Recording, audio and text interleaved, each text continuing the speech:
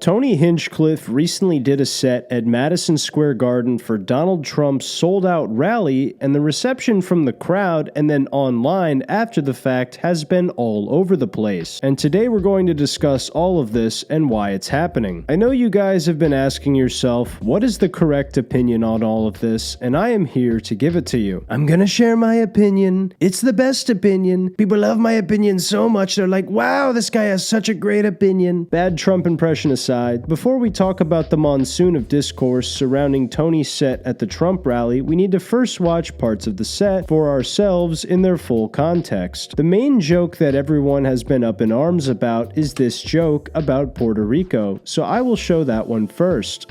There's a lot going on. I don't know if you guys know this, but there's literally a floating island of garbage in the middle of the ocean right now. Yeah. I think it's called Puerto Rico. Okay, all right. Okay, we're getting there. Now, again, normally I don't follow the national anthem, everybody. This isn't exactly a perfect comedy setup. If you listen closely, you will hear that a lot of people in the audience responded to this negatively. Some people laughed, but for the most part, this joke bombs, and Tony even addresses this immediately after the fact. So I do not think the narrative of all these people being virulent racists is going to work. Now, this joke caused a lot of backlash towards Trump and the people that are voting for him, which is no surprise to me. We had celebrities like Aubrey Plaza, Bad Bunny, and even fellow comedian Mark Maron calling out Tony for this joke. I think Mark Maron takes things way too far by talking about comedians normalizing fascism. Like, dude, you're court jesters, shut the fuck up. There's a multitude of tweets from people calling him a racist piece of shit and also calling Trump racist for allowing Tony to speak, but also a bunch of people on the other side defending Tony's set and saying that's what he is known for, so nothing he said was really that out of the ordinary for him. Before we discuss Tony's set in its entirety, I'm going to show you just a few more jokes he told at the rally for further context. Just know I sleep well at night knowing who I'm voting for. Yeah. When I lay down and my head hits my pillow, it is a fantastic pillow, by the way. Believe it or not, people, I welcome migrants to the United States of America with open arms. And by open arms, I mean like this. Used to be able to tell people to Google stuff. My mom's a boomer in the state of Ohio, and there's no convincing her of anything. She's eating the cats. She's eating the dogs. They're eating the pets up there. The other side's got a lot of crazy endorsements. Swift, Eminem, Leo DiCaprio, Beyonce. Every day the Democratic Party looks more and more like a P. Diddy party. Okay. Okay, that's what you guys want. Now that we've got that out of the way, I want to make it clear that I'm not a huge consumer of Tony Hinchcliffe's stand-up comedy or Kill Tony as a whole, but I do understand that this type of edgy shock-based humor is something he is well known for by his audience. So do I think that Tony is a racist Nazi for telling this joke about Puerto Rico? Probably not. Do I think that the joke was remotely clever in any way? Not at all. My opinion on this joke is that it was a bad joke. Nothing more and nothing less. I think if you compared Tony's set at this Trump rally to the roast he did on the roast of Tom Brady, you'd be able to acknowledge that the jokes are several levels below what he did on there.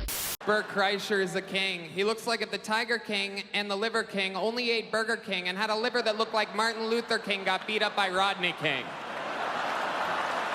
I watched the Trump rally set for myself as a younger comedian, and I wasn't super impressed with the joke writing. That's not to say that Tony isn't a good comic. He certainly is. Even if people like Alexandria Ocasio-Cortez or Richie Torres do not like him and think he's trash, Tony has built something in the world of comedy that most people would not be able to achieve if you gave them an entire lifetime to try and do it. Talk all the shit you want about Kill Tony and how some of it is just him shitting on younger comedians who are trying to make a name name for themselves, but in the same way he's done that, he's also given some legitimately talented comedians the opportunity of a lifetime and helped them find an audience who will support them through thick and thin. You don't have to like Tony, but I think it's very easy to respect him and what he has built. People are certainly entitled to their own opinions on Tony Hinchcliffe. Furthermore, as I said, I did not find any joke in the set he did offensive, but maybe it's because I'm just a white devil who should be killed for the color of my skin. But more likely, I just found a lot of the jokes to be kinda lame. The Puerto Rico joke in particular is a common joke setup where you describe something bad and then reveal it to be something the audience obviously didn't expect.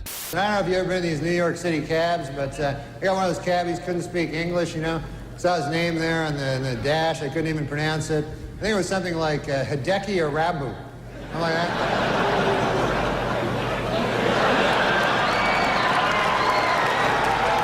This can be good, but in this specific instance, it just really didn't hit with me. I thought the My Pillow joke was also a bit of a snoozer, no pun intended, and the only joke I kind of smirked at was the P. Diddy joke, but even that one was quite predictable. Ultimately, I think Tony should have hired a team of writers to get him the absolute best jokes possible for the Trump rally, but if I'm being honest, I don't think any comedian should have taken this job. I'm sure Tony was not the only comedian offered this. In fact, I'd hypothesize that Shane was probably even offered a role similar to this in this or another rally perhaps, but if so, he definitely said no because number one, no comedian in their right mind is going to perform at a political rally because this environment is not highly conducive to stand-up comedy at all, and number two, Shane always puts comedy and being funny before anything even remotely political. Obviously there's things about Trump that Shane likes and he finds him very funny, but that doesn't necessarily mean he agrees with his politics. He made this opinion clear when discussing how he handled the SNL firing and navigating through all of the backlash he received when this event took place. I think it's better that you not get attached to something that's ultimately corrupting. And I don't want to be on the other side of it where it's like, I'm a free speech guy, I'm a fucking... It's like, dude, I don't want to be involved in any of this. I just want to do comedy. However, not every comedian has the same priorities in comedy as a guy like Shane Gillis does. Tony was more than likely given a massive bag to appear at Madison Square Garden, so I imagine when someone offers you $1 million+ or more just to do a 10-minute stand-up comedy set, that's very hard to say no to. I mean, ultimately, even if you bomb, you're still walking out of there with 7 figures in your pocket. And if that sounds like it's way more money than it should have been to you, I want to remind you that Kill Tony, after sponsors, ad reads, YouTube ad revenue, and also ticket sales, probably makes Tony Hinchcliffe north of $1 million a month. To make him appear at a rally like this probably resulted in him being paid extremely handsomely. I mean, like I said, no matter how well or how terribly he does, he's still walking out of there with the bag. And obviously he's a Trump voter too, which made it much easier for him to say yes to this offer as well. Regardless, even for a comedian that is as talented as someone like Norm Macdonald or Patrice O'Neill, performing at a Trump MAGA rally would be an extremely difficult feat. When someone pays money to buy a ticket at a comedy club, they are showing up there to laugh, but at a political rally, they are basically paying to hear the preconceived notions and worldviews they already believe said to them from their favorite politician. This is certainly not a thriving environment for comedy. This isn't to say that no comedian can make this work, but even if your joke writing, delivery, confidence, and everything else is on point, you are literally swimming against the ocean and hoping these people in the audience are drunk and in the mood to laugh. Apparently, Joe Rogan even warned him against doing this, and also specifically warned him about doing the Puerto Rico garbage joke. I tell all comedians, don't ever do comedy at something that's not a comedy event. Don't do it. Don't ever do comedy at a place that's doing also. Doing, is it gonna have a bunch of speakers and you're gonna go up and do 10 minutes? Don't ever do that. It's a terrible setup. If you book Tony Hinchcliffe is going to be Tony Hinchcliffe. Exactly. So whoever fucking booked him, that's the person that's made the mistake. Not just booked him, but apparently went over his material. Did they go over his material? No. Oh my! I gotta tell you, that joke kills at comedy clubs. I don't like the joke. It kills. And I said to him, it's just like, if you're Puerto Rican and you hear that in the audience, like, oh, but it's a funny joke. The joke does well. But I said to him, I go, dude, that's the one that's going to get you stabbed.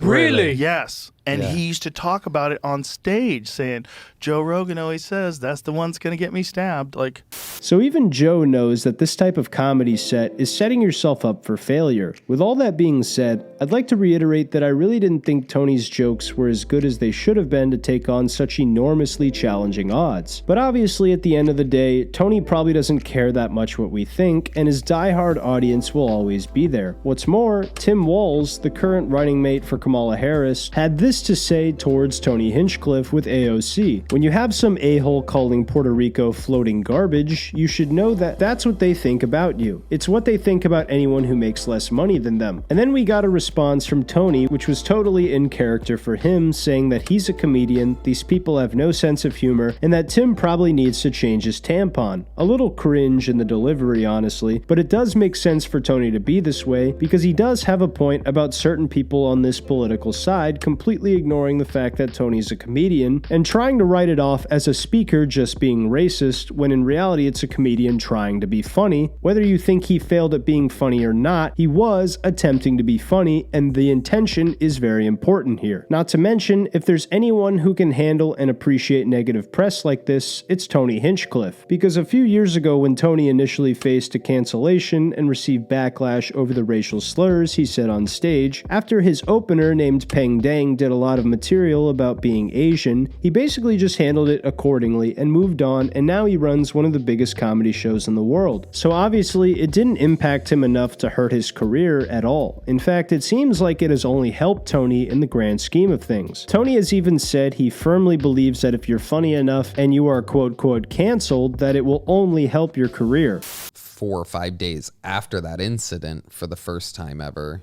the boom was crazier than ever. And I'm like, oh, okay. I just don't think you can get canceled for a joke.